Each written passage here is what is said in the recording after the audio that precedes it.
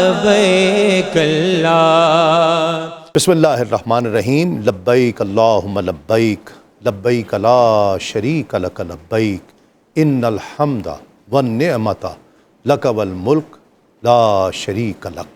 ناظرین کرام السلام علیکم ورحمۃ اللہ وبرکاتہ۔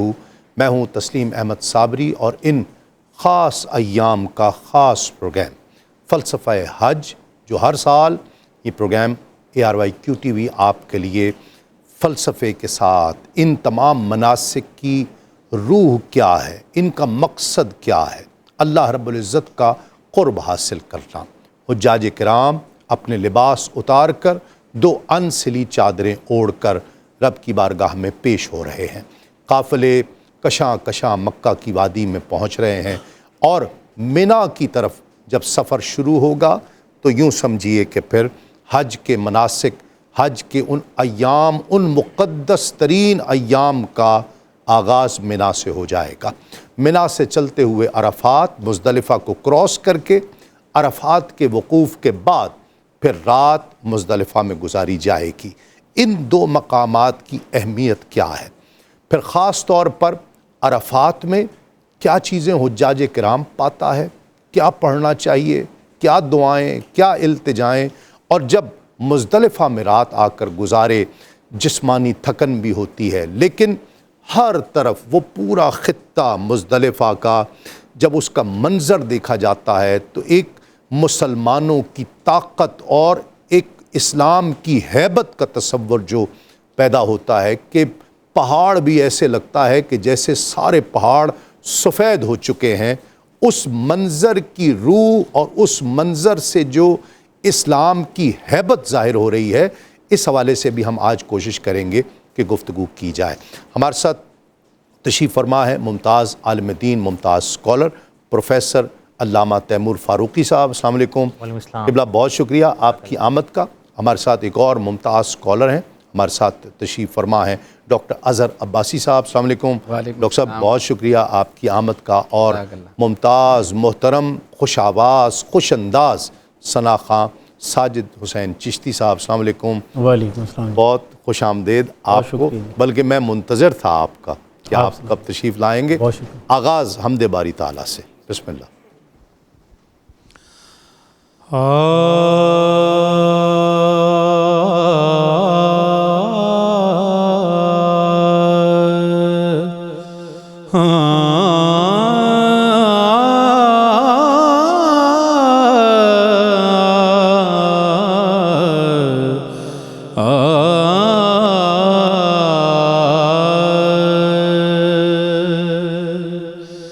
اے خدا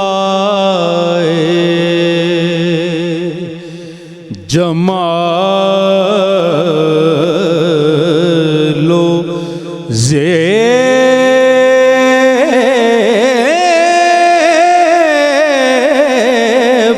زیبائی،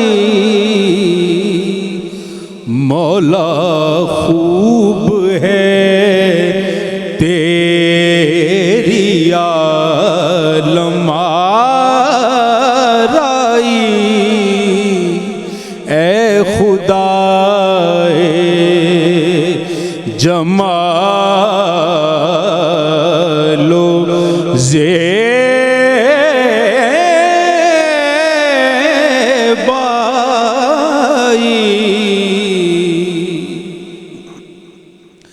سب میں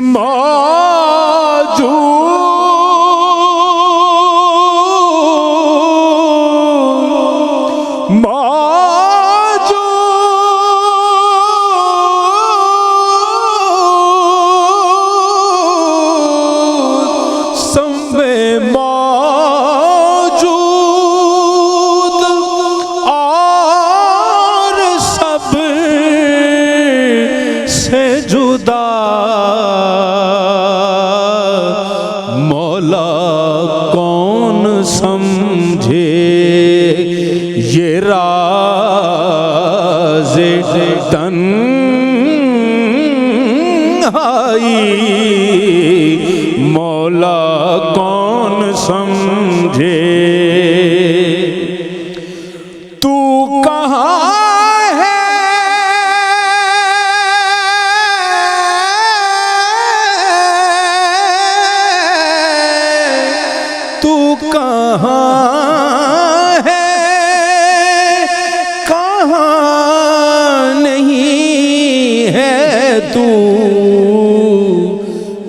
محو حیرت ہے تاب گویائی،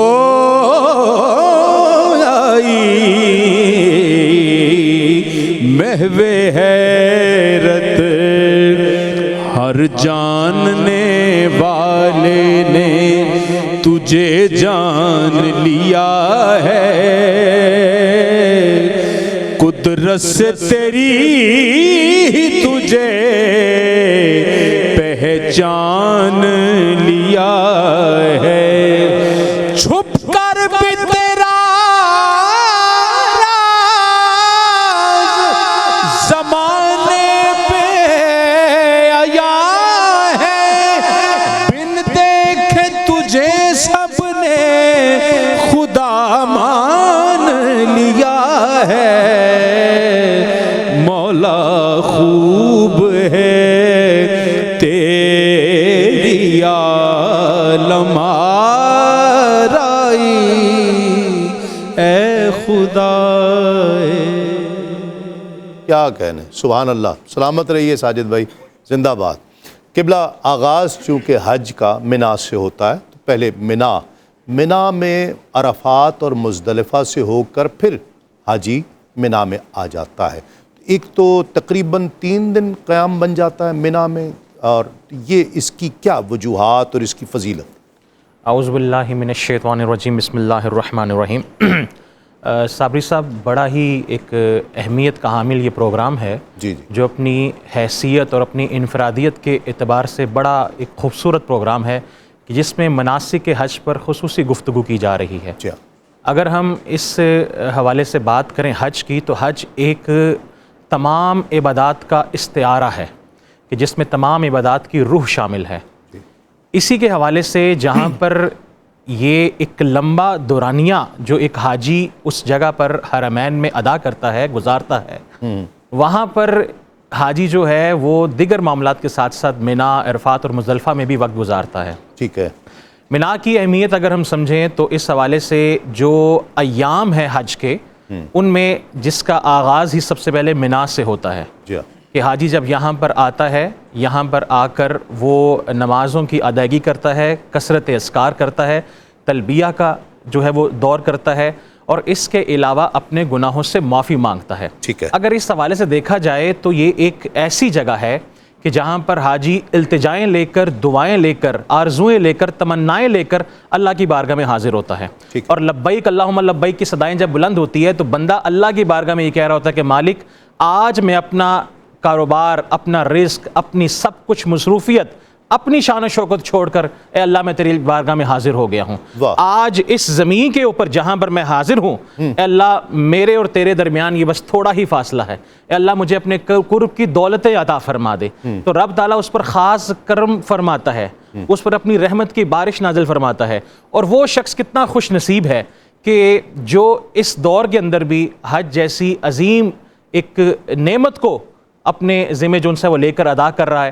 اور پھر جب یہاں پر یہ منا کے بعد جب معاملہ آگے عرفات کی طرف چلتا ہے، پھر مزدلفہ کی طرف آتا ہے، تو میں بتاؤں کہ یہ جو سارا لمحہ ہے، یہ سارا پروسیجر ہے، یہ دراصل رسول اللہ صلی اللہ علیہ وسلم کی حدیث مجھے یاد ہے کہ آقا صلی اللہ علیہ وسلم نے فرمایا کہ وہ شخص کہ جس نے اپنے آپ کو حج کے دوران رفث سے، گناہوں سے، برائیوں سے دور رکھا، تو گویا وہ ایسے واپس لوٹتا ہے کہ جیسے اس کی ماں نے اس کو ابھی جنا ہو، اللہ اکبر، اس کے گناہ معاف کر دی جاتے ہیں۔ منا میں قربانی بھی منا میں ہی، بالکل ایسی قربانی ایک اہم رکن ہے حج کا، کہ جس کی ادائیگی جو ہے وہ ہر حاجی وہ بھی منا میں ہی رکھی لازم ہے، بالکل ایسی ہے، وہ بھی منا میں جو ہے وہ کی جاتی ہے۔ اور اس حوالے سے یہاں پر قربانی کرتے ہوئے بندہ جب ایک ابراہیم علیہ السلام کی یاد کو تازہ کرتا ہے، کہ ابراہیم علیہ السلام نے جب اپنے بیٹے، اپنے پسر، اپنے دلبر، اپنے جان حضرت اسماعیل علیہ السلام کو اللہ کے حکم پر قربان کر رہے تھے، تو وہاں پر بندہ جب وہاں پر قربانی کرتا ہے تو اس کی آنکھوں کے سامنے وہ منظر آ جاتا ہے کہ کس طرح سے ابراہیم علیہ السلام نے اللہ کی رضا کے خاطر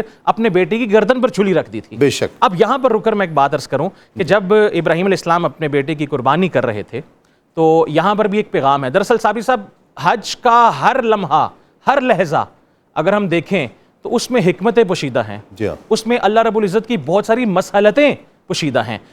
بظاہر تو ایک قربانی کر رہا ہوتا ہے، لیکن اس کو جہاں پر ابراہیم علیہ السلام اور اسماعیل علیہ السلام کے واقعے کی یاد دہانی کروائی جا رہی ہوتی ہے، وہیں پر وہ چلتی ہوئی چھری اس کو یہ بتا رہی ہوتی ہے کہ تم نے اپنے نفس کے اوپر بھی یہ چھری چلانی ہے، بے شک اپنی خواہشات کو، اپنے جذبات کو پیچھے چھوڑ کر اللہ کی رضا حاصل کرنی ہے۔ ٹھیک ہے، تو یہ دراصل ایک پورا ایک فلسفی ہے اس جگہ کی کہ جہاں پر جو ہے وہ قربانی کی جا رہی ہوتی ہے، ذکر و اذکار کیا جا رہا ہوتا ہے، تسبیح اور تحلیل کے ساتھ اللہ کا قرب حاصل کیا جا رہا ہوتا ہے۔ صحیح۔ ناظرین کرام، کوئی خاص بہت دعائیں ایسی نہیں ہیں کہ جو انسان پر فرض یا واجب کر دی گئی ہوں کہ یہ وہاں پر جا کر پڑھنا ہے یا یہ عمل جو ہے یہ کرتے رہنا ہے بار بار، اس طرح کا فرض یا واجب بہت زیادہ نہیں ہے۔ اس کی کیا حکمت ہے؟ تمام حج میں ہی ہم دیکھ رہے ہیں، عرفات میں، پھر مزدلفہ میں کچھ دعائیں ہیں جو تعلیم کی گئیں، ترغیب کی دی گئی، لیکن وہ فرض یا واجب نہیں کی گئی ہیں۔ اس کی کیا حکمت ہے؟ کیا وجوہات ہیں؟ بندہ وہاں پر بندے کو کرنا کیا چاہیے ہے؟ ایک مختصر سے وقفے کے بعد۔ ناظرین کرام، خوش آمدید، آپ پروگرام دیکھ رہے ہیں فلسفہ حج۔ جس طرح فاروقی صاحب نے فرمایا کہ یہ ایک استعارہ ہے اور یہ ایک ایسی عبادت ہے کہ جو بدنی بھی ہے اور آپ کی مالی بھی ہے، آپ کا مال بھی خرچ ہو رہا ہے، وقت بھی خرچ ہو رہا ہے، آپ کا جسم بھی اس میں تھک رہا ہے، آپ اس میں جسمانی عبادت بھی کر رہے ہیں، لیکن کوئی خاص ایسی ایک وقوف ہے، پھر مزدلفہ میں آ کر رک جانا ہے، اس میں کیا حکمتیں ہیں؟ قبلہ ڈاکٹر صاحب۔ بسم اللہ الرحمن الرحیم، اللہم صلی علی سیدنا و مولانا محمد وعلی آلہ وصحبہ وبارک وسلم۔ صابری صاحب، سب سے پہلے تو آپ کا بہت شکریہ، آپ کا شکریہ قبلہ، آپ جو آپ نے موقع دیا اور اس پر آپ نے جو خوبصورت اپنا انٹرو پیش کیا۔ یقیناً مزدلفہ جو جب ہم دیکھتے ہیں مناسک حج میں سے ایک عام مقام ہے، اور اسی طرح جو ابتدا میں فاروقی صاحب نے کہا، میں ابتدا یہاں سے کروں گا کہ جب ہم انسانی زندگی کو دیکھتے ہیں تو صابری صاحب انسانی زندگی کی بنیادی طور پر وہ 3 ڈائمنشنز ہیں، ہم اس کو 3D کہہ سکتے ہیں۔ ٹھیک ہے۔ ایک ہوتا ہے ہماری استھیٹیکل ڈائریکشنز یا ڈائمنشنز کہ جس میں ہمارا جو جذباتی عمل ہے، پیار ہے، محبت ہے، غصہ ہے، جو انسانی جذبات ہیں، خوبصورتی ہے، بدصورتی ہے، ایک انسانی زندگی کی یہ جہت ہے۔ ٹھیک ہے۔ ایک جہت آ جاتی ہے ہماری، وہ ہمارا کریکٹر، کردار اور ہمارے ایتھکس آ جاتے ہیں، ٹھیک ہے، جو اسی دنیاوی زندگی میں ہم رول پلے کر رہے ہوتے ہیں۔ ٹھیک ہے۔ اور تیسری ہماری زندگی جو اخروی زندگی ہے، جس کو ہم ہیئر آفٹر لائف کہتے ہیں، جو مرنے کے بعد جس کی ابتدا ہوتی ہے۔ ٹھیک ہے۔ اگر ہم حج جیسے فریضے کو دیکھیں تو صابری صاحب بنیادی طور پر اس کے فلسفے میں جو چیز ہمیں سمجھ آتی ہے یا ہم سیکھ سکتے ہیں، انسانی زندگی کا یہ ایک کمپلیٹ ڈیولپمنٹ پروگرام ہے کہ جو ان 3 ڈائریکشنز کو ایک ساتھ لے کر چل رہا ہوتا ہے۔ واہ واہ واہ واہ۔ جمالیاتی اعتبار سے گویا یہ جو سفر حج ہے یہ عشق اور محبت کا سفر ہے۔ واہ واہ واہ۔ یہاں انسان در حقیقت اللہ کے اس پیارے رسول صلی اللہ علیہ وآلہ وسلم ان کی ایک ایک یاد بھی وابستہ ہے، اور پھر امام الانبیاء سیدنا ابراہیم علیہ السلام ان کے جو معمولات ہیں گویا ان کی یاد دہانی بھی ہوتی ہے، تو وہ جو استھیٹیکل ڈائریکشنز ہے وہ بھی فلفل ہو رہی ہوتی ہے۔ دوسری طرف ہم دیکھتے ہیں کہ جو ہماری زندگی کا کریکٹر ہے، کردار اور اخلاق ہے، یہ بھی حج جیسے جو عمل اور عبادت ہے اس میں وہ بھی فلفل ہو رہا ہوتا ہے۔ اور تیسری ہماری ڈائریکشنز ہے کہ جیسے آپ نے اپنی ابتدا میں فرمایا کہ انسان 2 انسلے کپڑوں میں جاتا ہے، گویا قبر کی تیاری کا مرحلہ وہ بھی اسی لمحے وہ تصور بھی موجود ہے، وہ تصور بھی موجود ہو رہا ہوتا ہے۔ اب اس کے ساتھ حکمت کی طرف جب ہم جاتے ہیں تو جو سب سے پہلی چیز ہمیں نظر آتی ہے وہ ہے انسانی زندگی میں اگر ضبط نہ ہو، نظم نہ ہو، تو صابری صاحب اس زندگی کا کوئی فائدہ بھی نہیں ہوتا۔ وہ ایک بے ہنگم زندگی ہوتی ہے جو چلی جا رہی ہوتی ہے، جس کا پرپز نہیں ہوتا، مقصد نہیں ہوتا، اور اس کی جسے کہتے ہیں جانوروں سی زندگی، جانوروں سی زندگی۔ اب سب سے پہلی جو چیز ہمیں سمجھ آتی ہے وہ اس جگہ پر مزدلفہ کے اندر جب ہم کھڑے ہوتے ہیں تو گویا جہاں ملینز افراد ایک جگہ ایک ہی لباس میں کھڑے ہوتے ہیں اور اللہ کے حضور وہ ایسے ڈسپلنڈ ہوتے ہیں کہ وہ ہمیں ہماری زندگی کو بہتر کر رہا ہوتا ہے۔ جی ہاں، پھر ایک عمل ہوتا ہے جس کو ہم کہتے ہیں پاز اینڈ ریفلیکٹ۔ ہماری زندگی ہوتی ہے، کاروبار ہوتا ہے، چل رہا ہوتا ہے، مصروفیات ہوتی ہیں، کوئی کاشتکاری کرتا ہے، کوئی تجارت کرتا ہے، کوئی اپنے بچوں کو پال رہا ہوتا ہے۔ اس ساری زندگی سے جب بندہ اس جگہ جا کر قیام کرتا ہے تو وہ در حقیقت تھوڑی دیر رکتا ہے، اور وہ تھوڑی دیر رک کر ریفلیکٹ کرتا ہے، غور کرتا ہے کہ میں کہاں سے آیا تھا جی ہاں، اور مجھے پلٹ کر کہاں جانا ہے۔ واہ واہ، بہت تو بہت انسان در حقیقت خود کو تیار کر رہا ہوتا ہے اس مرحلے کے اس لیے، کی پہچان کر رہا ہوتا اس کی پہچان کر اس رہا کو ہوتا بلکہ ایون پریکٹس بھی کر رہا ہوتا ہے، ہے۔ بالکل ایسا ہی اس کو پریکٹس کر رہا ہوتا پریکٹس کر رہا ہوتا ہے۔ ہے۔ ڈاکٹر صاحب جی میں کچھ بات رہ گئی تو فرما اس میں دیجیے۔ میں ایک جملہ بس یہ عرض جی کروں ضرور ضرور۔ کہ جیسے قرآن کریم میں اللہ سبحانہ و تعالیٰ نے فرمایا فَإِذَا أَفَضْتُم مِّنْ عَرَفَاتٍ فَاذْكُرُوا اللَّهَ عِندَ الْمَشْعَرِ الْحَرَامِ۔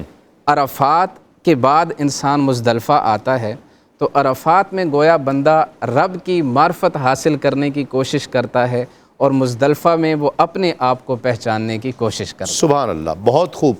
فاروقی صاحب قبلہ، یہ جو ہم اتحاد ڈسپلن کی جو بات کی ہے، یعنی کوئی 8 تاریخ کو اگر عرفات کے میدان میں چلا جائے تو وہ حاجی نہیں ہوگا، 10 کو جائے تو بھی نہیں ہوگا۔ سب کی منزل ایک ہے، سب کا سفر ایک ساتھ ہے، لباس ایک جیسا ہے۔ یہ ایک اتحاد بھی رب کی رضا ہے، خوشنودی ہے کہ میرے بندے ایک جیسے متحد نظر آئیں تاکہ اسلام کی طاقت پتہ چلے۔ بسم اللہ الرحمن الرحیم۔ صابری صاحب، بڑا ہی خوبصورت سوال ہے کہ دراصل حج ایک ایسی عبادت ہے جس کو اگر ہم دیکھیں تو اس میں یونٹی پائی جاتی ہے، ہاں، اس میں ایک اور ڈسپلن پایا جاتا ہے جی ہاں۔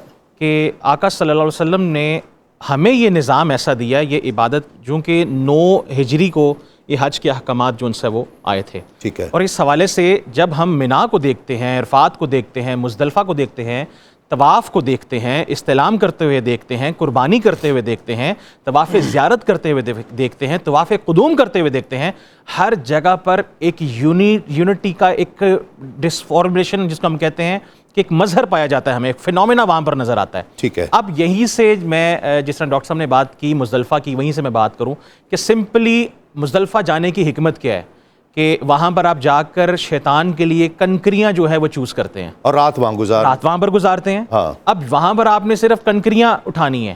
کنکریاں جو ہیں یہاں پر میں آج سوچ رہا تھا کہ یہاں پر کنکریوں کے بجائے پتھر اٹھانے کا حکم نہیں دیا۔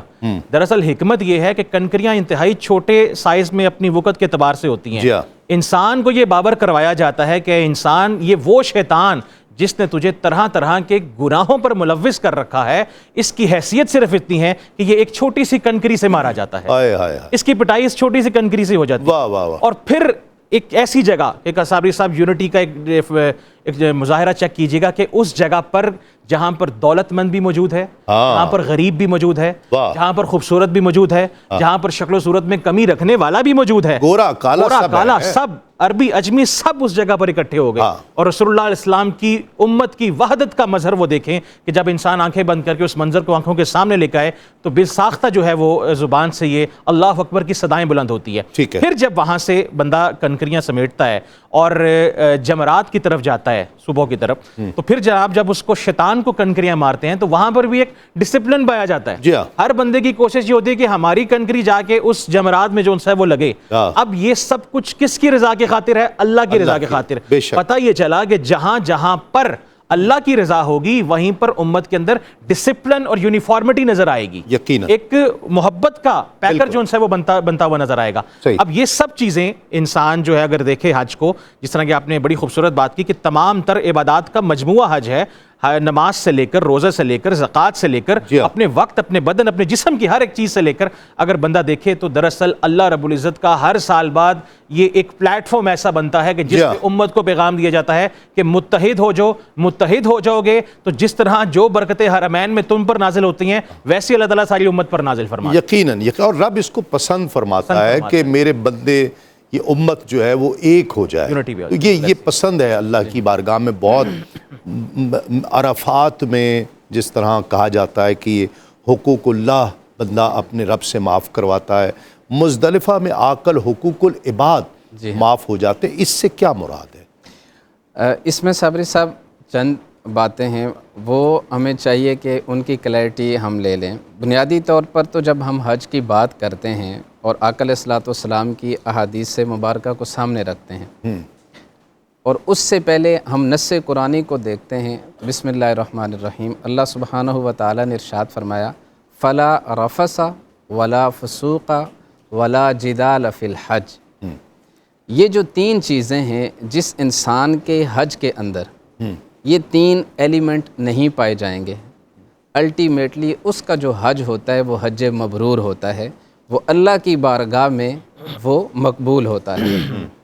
اب صابری صاحب یہ جو تینوں الفاظ ہیں اگر ہم ان کے اندر غور کریں تو یہ اتنے جامع کلمات ہیں کہ رفث اٹ سیلف اس سے مراد ہی نہیں ایسی کوئی ولگر لینگویج ہی صرف نہیں آتی، اچھا، بلکہ اشارتاً کنایتاً بھی اگر کوئی مس ایبیوز کرتا ہے تو وہ بھی اس کے اندر شامل ہے۔ اللہ یہ عربی اکبر، زبان کی بھی خوبصورتی ہے واہ اور واہ، پھر کلام الہی کی سب سے بڑی خوبصورتی یہ ہے کہ ایک کلمہ استعمال کیا اور وہ انسانی زندگی کے ہر پہلو کو جو ہے نا وہ سمیٹ لیتا ہے۔ واہ واہ واہ، پھر اسی طریقے سے فرمایا فسوق، تو یہاں ہر طرح کی نافرمانی آ جاتی ہے، کوئی ایک ایلیمنٹ نہیں ہے کہ اب جب ہم دیکھتے ہیں تو احرام کی اپنی ٹرمز اور کنڈیشنز ہیں جن کو ہم نے فلفل کرنا ہے کہ ہم نے خوشبو نہیں لگانی، ہم نے ناخن نہیں کاٹنے، ہم نے شکار نہیں کرنا وغیرہ وغیرہ، ظاہر ہے ٹھیک ہے، یہ وہ ہیں جو ممنوعات احرام ہیں۔ جی ہاں، اور آخری چیز ہے ولا جدال، یعنی کہ جس میں فرمایا کہ جھگڑا نہیں کرنا۔ اب جدل کس کو کہتے ہیں صابری صاحب؟ یہ نزاع سے نچلا درجہ ہے، اچھا، کہ جہاں گویا ایک شخص دوسرے شخص کو آرگومنٹیٹر بیہیویئر کے ساتھ بھی اگر ڈیل کرتا ہے اور اس کا سول پرپز یہ ہوتا ہے کہ میرا مقصد یہ ہے کہ میں نے اپنی آواز اپنے دلائل کے ذریعے اس کو پست رکھنا ہے، تو گویا اس کے اندر بھی جدال شامل ہو جاتا ہے، یہ بھی ناپسندیدہ یہ بھی ہے، ناپسند ہے۔ اللہ ان اکبر، تین درجات کے بعد فرمایا کہ جو شخص کرتا ہے وہ حج مبرور ہے۔ اب جو آپ کا سوال ہے وہ بہت ریلیونٹ ہے، بہت دفعہ ہمارے مائنڈ میں یہ بات آتی ہے، جیسے قبلہ تیمور صاحب نے فرمایا اس سے پہلے کہ جی آقا علیہ الصلوۃ والسلام کی حدیث مبارکہ بھی ہے کہ جب ان تین چیزوں کو فلفل کرنے کے بعد وہ حاجی واپس آتا ہے تو وہ ایسے ہی ہے جیسے اس کی ماں نے اسے آج پیدا کیا۔ تو کیا جو حقوق العباد ہیں کیا وہ بھی اس سے معاف ہو جاتے ہیں؟ تو یہاں مسلم سکالرز نے بڑی خوبصورت ایک بات کہی ہے اور یہ اشارہ ہے، میں سمجھتا ہوں کہ اللہ سبحانہ و تعالیٰ نے حضور علیہ الصلوۃ والسلام کے توفیل ہم امتیوں پر یہ کرم کیا۔ کریم آقا علیہ الصلوۃ والسلام وہی مزدلفہ کا وہ مقام ہے جہاں آپ اللہ کے حضور فریاد کر رہے ہیں، التجا کر رہے ہیں، اور آپ اس رقت کے ساتھ التجا کر رہے ہیں اور آپ کے چہرے پر بھی افسردگی ہے جو ایک دعاؤں میں ہوتی ہے۔ صحابہ کرام اس حال میں ہی چھوڑ کر چلے جاتے ہیں اور آپ اللہ کے حضور فریاد کیا کرتے ہیں کہ میری امت کے جو بھی مظلوم لوگ ہیں میرے اللہ تو ان کو بھی معاف کر دے، جتنے حج کرنے والے لوگ ہیں ان کے وہ حقوق جو انہوں نے لوگوں کے غصب کر رکھے ہیں وہ بھی معاف کر دے۔ پہلی رات یہ دعا کرتے ہیں، پھر دوسرا دن آتا ہے اور اسی التجا کی اسی صورتحال میں آپ پھر مسکراتے ہیں۔ صحابہ اکرام حضور سے عرض کرتے ہیں یا رسول اللہ صلی اللہ علیہ وسلم آپ اس حال میں دعا فرما رہے ہیں اور آپ کے چہرے پر مسکراہٹ ہے۔ اللہ اللہ، آقا کریم علیہ الصلوۃ والسلام نے ارشاد فرمایا کہ میں نے اللہ کے حضور یہ التجا کی تھی کہ اے باری تعالیٰ وہ لوگ جو لوگوں کے حقوق غصب کر کے بھی یہاں آئے ہیں، تو کریم ہے، تو رحیم ہے، اگرچہ انہوں نے ظلم کیا کسی کا حق غصب کر کے، پر تو رحیم ہے، اپنی رحمت کے توفیل انہیں معاف فرما دے۔ میرے رب نے مجھے یہ خوشخبری دی کہ میں نے ان کے اس ظلم کو بھی معاف کر دیا۔ واہ، مزدلفہ میں۔ واہ، اب یہاں پر ظاہر صابری صاحب وہ کئی مرتبہ اس پر فقہا کی وہ ڈیبیٹ موجود ہے کہ اس کا مطلب کیا ہے کہ جی اگر کسی نے کسی کے 10 لاکھ دینے ہیں تو معاف ہو گئے؟ نہیں، ایسا نہیں ہے، ایسا نہیں ہے۔ یہ بڑا ویلڈ پوائنٹ آپ نے ریز کیا ہے۔ کسی نے کسی کے 10 لاکھ روپے دینے ہیں، کوئی پیسے دینے ہیں، پیسے دینے، کوئی قرض دینا ہے، کوئی زمین غصب کی ہوئی ہے، کوئی چیز لینی دینی ہے، تو اس کا وبال ختم ہوگا، وبال ختم ہوگا۔ وہ حق اسی طرح موجود اسی ہے، طرح موجود ہے، وہ اس نے اسی طریقے سے اس کو یقینا ادا کرنا۔ بہت اچھی بات، یہ وضاحت ضروری تھی۔ ناظرین ایک مختصر سا وقفے کے بعد لوٹتے ہیں، اس یقین کے ساتھ آپ کہیں نہیں جائیں گے۔ ناظرین کرام خوش آمدید، آپ پروگرام دیکھ رہے ہیں فلسفہ حج، اور آج خاص منا اور مزدلفہ کے حوالے سے گفتگو ہو رہی ہے۔ مزدلفہ میں جو انسان جب پہنچتا ہے تو جسمانی طور پر نکلا ہوا ہے، ایک دن پہلے سے 24 گھنٹے سے زیادہ ہو چکے ہیں۔ قبلہ وہ میں بھی وہاں یہ تجربہ ہوا، سعادت ملی کہ وہ پتھریلی زمین، سڑک پر بندے کو نیند آ جاتی، سکون ایسا۔ کیا اس کی کوئی خاص وجہ ہے؟ صابری صاحب اس میں یا وہ رسول اللہ نے جو دعائیں، ان کی قبولیت کا اثر کہ بندہ جو ہے اس کی روح آزاد سی ہو جاتی ہے؟ صابری صاحب اس میں سب سے پہلے ایک فقہی نقطہ نظر بھی بیان کرنا چاہوں گا اور اس کی حکمت بھی بیان کرنا چاہوں گا۔ ٹھیک ہے۔ اچھا، اس میں سب سے پہلی چیز یہ ہے کہ ہم یہ سوچتے ہیں کہ وہاں پر جا کر سو نہیں سکتے، مزدلفہ میں جا کر، کہ ساری رات جاگنا ہے، ایسا نہیں۔ ایگزیکٹلی ایسا نہیں ہے۔ دراصل اسلام جو ہے وہ ایک ریلیکسیشن کا دین ہے، سکون عطا کرنے والا، نرمی کا دین ہے۔ آپ اس طرح سے سوچیں کہ اگر عرفات سے ڈائریکٹلی بندے کو منا جانا ہوتا اس میں انسان جو ہے وہ پریشانی کا، تھکاوٹ کا شکار ہو جاتا۔ رب تعالیٰ نے یہ لمحے اس کو مزدلفہ میں رکنے کے عطا فرمائے تاکہ تھوڑی دیر وہ سستا لے، سکون کر لے اور اپنی عبادات کر لے۔ عرفات کی دعاؤں کے ساتھ ساتھ جب بندہ اللہ کے حقوق کے حوالے سے اللہ سے جب مانگ رہا ہوتا ہے اور پھر بندوں کے حقوق پر آتا ہے تو یہ ایسا لمحہ ہوتا ہے کہ جہاں پر انسان خاموشی میں ڈوب کر اللہ کی بارگاہ میں گردن جھکا کر حاضر ہو جاتا ہے۔ بے شک۔ کہ باری الہ میں آج یہاں پر یہ تیری رضا کے لیے حاضر ہوا ہوں۔ دوسری بات یہ ہے کہ جہاں پر مزدلفہ کے بہت سارے معنی ہیں، اس کے بہت سارے نام ہیں، ٹھیک ہے، اور اس کو میں جو اس کے نام پڑھ سکا اس حوالے سے اس کا مزدلفہ کو اگر ہم دیکھیں تو یہ ایک قریبی کا معنی دیتا ہے، قریب ہونے کے معنی بھی ہے، وہ مسافت کے اعتبار سے بھی ہو، لیکن اگر مسافت کے اعتبار سے ہونے کے ساتھ ساتھ وہ قرب الہی کے اعتبار سے بھی ہو، بندہ جو ہے وہ رب کے قرب کے قریب ہو جاتا ہے۔ اب دوسری بات کہ یہ وہ مقام ہے کہ جہاں پر رک کر بندہ تھوڑا سستاتا بھی ہے، کوئی اسپیسیفک نہیں ہے کہ یہاں پر خاص دعائیں ہیں۔ جس طرح ڈاکٹر صاحب نے فرمایا کہ نبی صلی اللہ علیہ وسلم کا فعل مبارک یہ تھا کہ نبی علیہ السلام زاروں کے تار روک کر امت کی بخشش کی دعائیں مانگتے تھے، اور یہاں پر آنے والے لوگوں کو بھی چاہیے کہ وہ اپنی دعاؤں کے لیے اپنے ساتھ ساتھ امت کی بخشش کی بھی دعائیں مانگے۔ پھر دوسری بات اس کی افضلیت کیا ہے؟ علماء نے لکھا کہ اس کا مقام، اس مزدلفہ میں رکنے کا مقام شب قدر سے بھی زیادہ ہے۔ اللہ، کہ بندہ یہاں پر رک کر، جس طرح کہ آپ نے کہا کہ پتھریلی زمین، وہ امیر ہے غریب، کبھی کوئی پتھر پہ دیکھیں نا، اب آپ یہاں پر دیکھ لیں، کون اتنا غریب آدمی ہوگا کہ جو پتھروں پہ سوتا ہوگا، سڑک پہ سوتا ہوگا وہاں، لیکن امیر سے امیر آدمی وہ سڑک پر سو جاتا۔ آپ یہ اللہ رب العزت کا وہ شاید آغوش میں لے لیتی ہے مزدلفہ کی سرزمین یہ مسلمان کی واہ واہ اس اداؤں کا ہی ثمر ہوتا ہے۔ اب مجھے بتائیں کہ بندہ یہ سب کچھ کر کیوں رہا ہے؟ نہ کوئی دنیاوی منصب کے لیے، نہ اس لیے کہ لوگ مجھے جو ہے وہ حاجی کہیں، نہ اس لیے کہ جناب میں جو ان سے وہ بڑا نیک متقی جو ہے وہ کہلواؤں، صرف اس لیے کر رہا ہے یہ تغدو، یہ بخشش مل جائے، صرف اللہ کی رضا کی حاصل، کہ مغفرت مل جائے۔ بے شک۔ اچھا قبلہ آخری بات یہ کہ یہ رسول اللہ کی صلی اللہ علیہ وآلہ وسلم کی یہ دعا جو اپنی امت کے لیے آپ نے فرمائی، یہ حقوق اللہ کے ساتھ ساتھ شب مزدلفہ انسان کو حقوق العباد کی اہمیت کا بھی درس دے رہی ہے۔ ہاں بالکل ایسا ہی ہے۔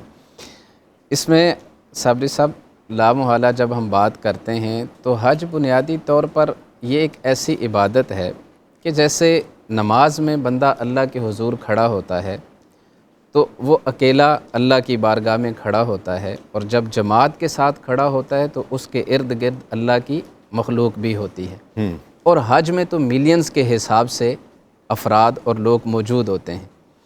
اب سب سے پہلی چیز جو اس حوالے سے ہے، الٹیمیٹلی جو حج ہمیں سکھاتا ہے وہ یہ ہے کہ بندے نے شعور سے عمل تک کا جو فاصلہ ہے وہ یہیں طے کرنا ہے۔ اگر تو وہ یہ چاہتا ہے کہ وہ خودی سے خدا شناسی تک پہنچے، اللہ اللہ اللہ، تو اسے شعور سے عمل تک کا فاصلہ وہاں طے کر کے واپس آنا ہے۔ واہ واہ واہ، یہ سوچ پختہ کر کے آنا ہے، پختہ کر کے آنا ہے۔ واہ۔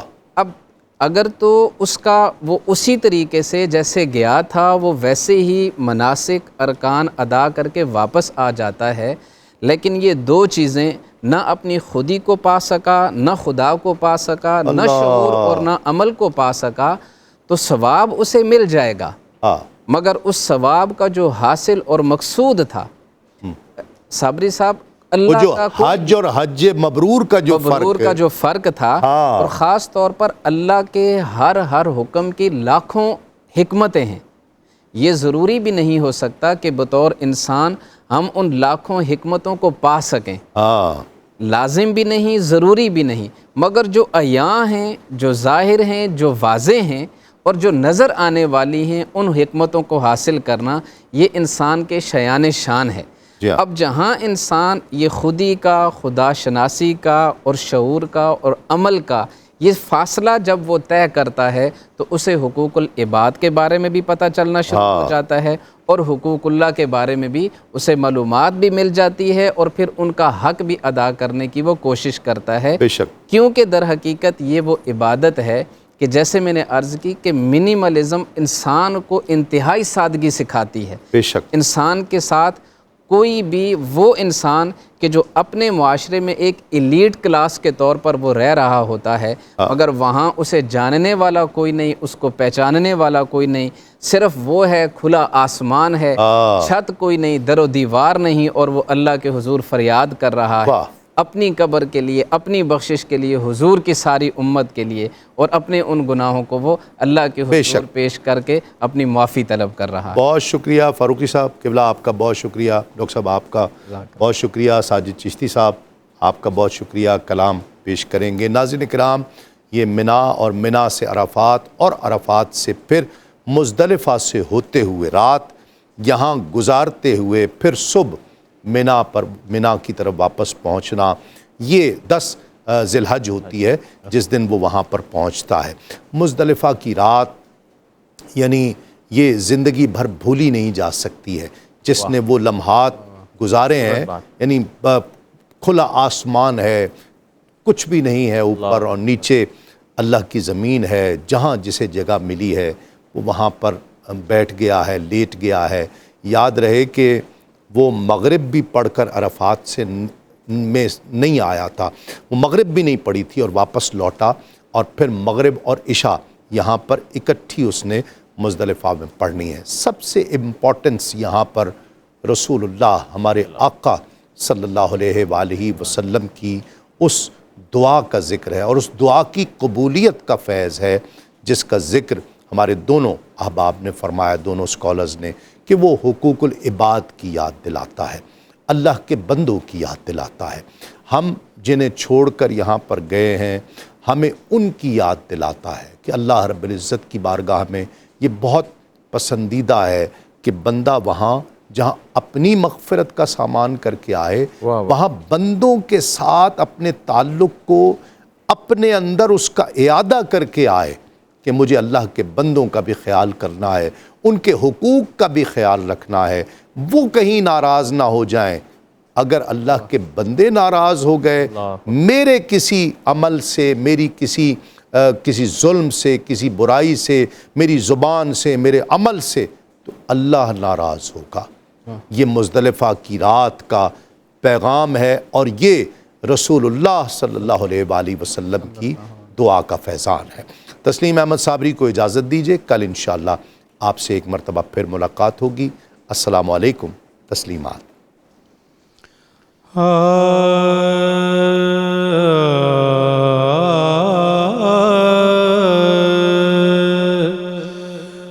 ملا حاضری کا پیام اللہ، ملا حاضری کا پیام اللہ،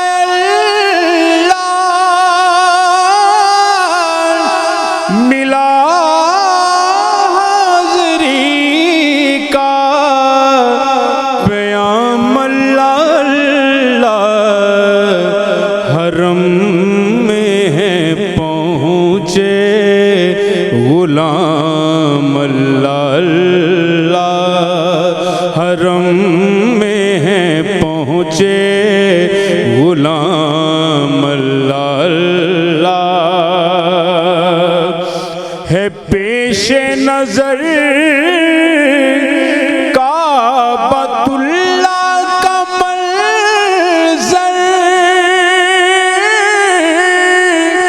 ہے پیش نظر کعبۃ اللہ کا منظر، کہاں ہم کہاں یہ مقام اللہ اللہ۔ اور صابری صاحب دیکھیے، خدا کے کرم سے پیے جا رہے ہیں، خدا کے کرم سے پیے جا رہے ہیں، سبھی آج زمزم کے جام اللہ اللہ، سبھی آج زمزم کے جام اللہ اللہ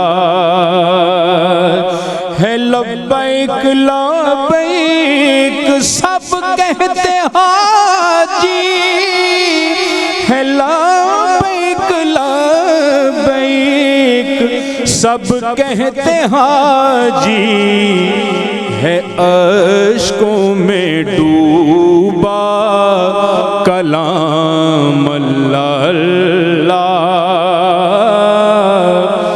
صفا